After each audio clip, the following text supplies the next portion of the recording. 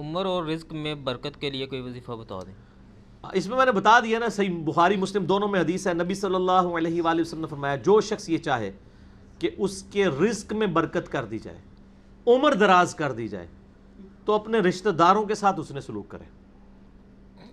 لیکن یہ بھی تقدیر میں لکھا ہوا ہوگا کہ وہ کرے گا تو یہ ہو جائے گا، تو اسی کو توفیق ملے گی نا۔ تو اللہ تعالیٰ اس کی عمر میں برکت صرف یہ نہیں ہے کہ ایک بندہ 60 سال کا ہے تو اب 100 سال پہ مرے، کئی 100 سال کی زندگی پاتے ہیں اور کام چوانی کا بھی نہیں کر کے مرتے، اور بعض لوگ 50 سال میں اتنا کام، امام شافعی کی عمر 55 سال تھی صرف جب فوت ہوئے ہیں،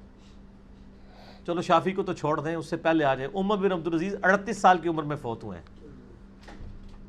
38 سال کی عمر میں 3 براعظموں پہ ایسے نقوش چھوڑ گئے ہیں کہ آج دنیا حیران ہے،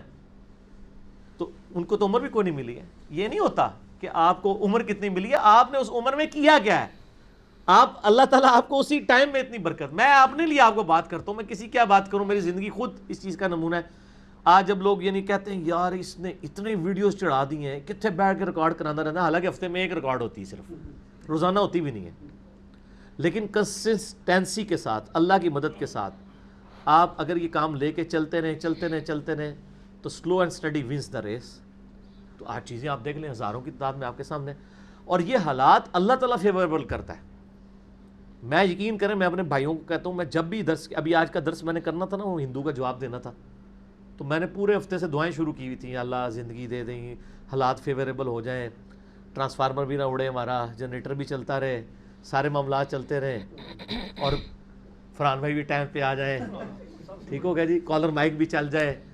کیمرے کی بیٹری چارج ہو، ساری چیزیں، یہ میں جو چیزیں میرے اختیار میں کر کے، یا اللہ تو نے کرمانی ریکارڈنگ، میں تو کچھ بھی نہیں ہوں، ٹھیک ہے۔ اپنے پورے ریسورسز مینج کر کے بھی اللہ پہ نظر ہوتی ہے۔ حالانکہ میرے دوستوں کو پتہ ہے میں کتنا وہمی ہوں، میرے آفس میں بھی نا جب سب سے مشکل کوئی ٹاسک میرے والے کیا جاتا ہے اور وہ ہمارے باس کہتے ہیں یار اس کو دے کے تو بھول جاؤ، پھر وہ کام کر کے آپ کو بتائے گا، تو کیوں میں وہمی ہوں، جس کام میں ہاتھ ڈالتا ہوں نا، میں دنیاوی اعتبار سے ہر چیز اس کے حوالے سے مینج کرتا ہوں، لیکن ساتھ مسبب الاسباب پہ نظر ہوتی ہے کہ یا اللہ یہ جو کچھ میں کر رہا ہوں نا، یہ تو میں اسباب کر رہا ہوں نا،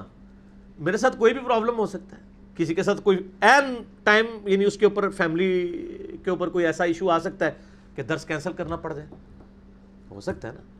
جس طرح ایک بار یعنی اچانک جو ہے وہ یعنی ہمارا درس کینسل ہو گیا تھا، عثمان بھائی کی والدہ فوت ہو گئی تھی، ہمیں اپنا درس کینسل کرنا پڑا، ایگزیکٹ اسی دن ہی ہو گیا اس طرح، تو وہ حالانکہ میرا درس پورا تیار، مسئلہ 41 اس دن ریکارڈ ہونا تھا، کئی سال پہلے کی بات، کس سال کی بات ہے یہ؟ 5 سال پہلے کی بات ہے۔ تو اپنا ہر چیز مینج کی تھی، لیکن اینڈ ٹائم پہ کوئی مسئلہ کھڑا ہو گیا۔ میرے اپنے بھی کئی کلوز ریلیٹیو فوت ہوئے ہیں، لیکن اللہ کا شکر ہے اتوار مطلب وہ درس سے 1-2 دن آگے پیچھے ہی ہوئے ہیں،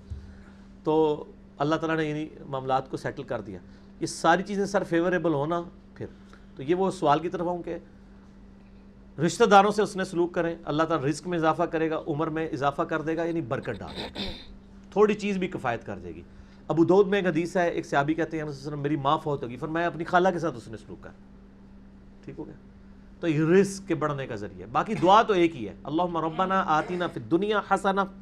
وفی الآخرۃ حسنۃ وقنا عذاب النار۔ یہ دنیا کے ہر کام کے لیے دعا ہے، رزق کی برکت کے لیے، اولاد کے لیے، اولاد کے اچھے مستقبل کے لیے، لڑائی جھگڑا ختم کرنے، دنیا کی ہر چیز اس میں داخل ہے۔ کیوں؟ ربنا آتنا فی الدنیا حسنہ، دنیا میں ہر چیز حسنہ عطا کرتے، بہتر، اور آخرت کی ہر چیز داخل ہے، وفی الآخرۃ حسنہ، آخرت میں قبر بھی شامل ہے، میدان حشر بھی، میزان عدل بھی۔ یہ واقعہ عذاب القبری، واقعہ عذاب الحشری یہ کہنے کی ضرورت نہیں ہے، بخاری مسلم میں حدیث ہے جو مر گیا اس کی قیامت قائم ہوگی، وہ آخرت میں داخل ہو گیا، اس میں سب کچھ ہے۔ اس میں ایک صحیح مسلم کی حدیث میں بتا دیتا ہوں، ایک صحابی تھے، بیماری کی وجہ سے اتنے کمزور ہو گئے کہ چڑیا کی طرح ان کا جسم ہو گیا۔ یہ آپ کو دعا والے چیپٹر میں مشکات میں دوسری جلد میں بھی یہ حدیث مل جائے گی، صحیح مسلم کی۔ نبی صلی اللہ علیہ وآلہ وسلم عیادت کے لیے آئے، آپ نے حالت دیکھی، آپ نے فرمایا وہ تو اللہ سے کیا مانگتا ہے؟ آپ کو پتہ چل گیا کہ مسئلہ کوئی گمبھیر ہے۔ کیا یا رسول اللہ، میں اللہ سے ایک ہی دعا کرتا ہوں کہ یا اللہ جو تو نے مجھے آخرت میں عذاب دینا ہے نا وہ دنیا میں ہی دے لے، نعوذ باللہ من ذالک،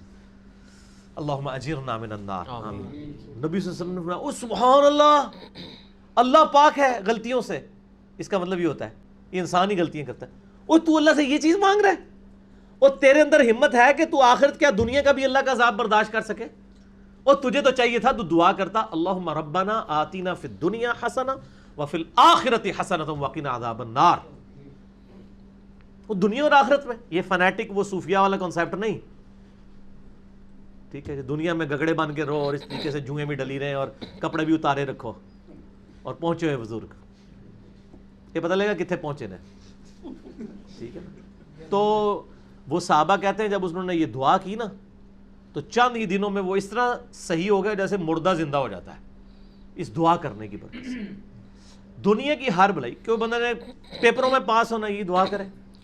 لیکن صرف دعا نہیں, کوشش بھی کرے گا, کوشش کے بعد دعا کرے, دونوں چیزیں پیرلل میں. کوئی شخص اپنے اوپر خود تقدیر غالب کروا دے نا پھر دعا کچھ نہیں کرتی ہے. یعنی ایک بندہ کہے کہ میں بسم اللہ پڑھ کے ساکٹ میں 2 انگلیاں ڈال دوں, نہیں,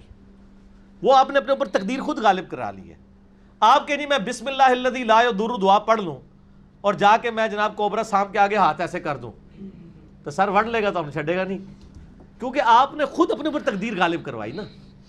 جب آپ اپنے اوپر خود تقدیر غالب کرواتے ہیں, آپ بسم اللہ الذی لا یضر پڑھ کے, یہ تو نہیں کہ اسٹیئرنگ سے ہاتھ اٹھا لیں اور آنکھیں بند کر لیں تو جا کے ٹھوکیں گے سیدھے. جب کوئی شخص خود تقدیر غالب کرواتا ہے پھر دعا کچھ نہیں کرتی اس کے لیے. دعا ہے تدبیر کے ساتھ, کیونکہ اس طرح دنیا کا نظام نہیں چل سکتا تھا نا.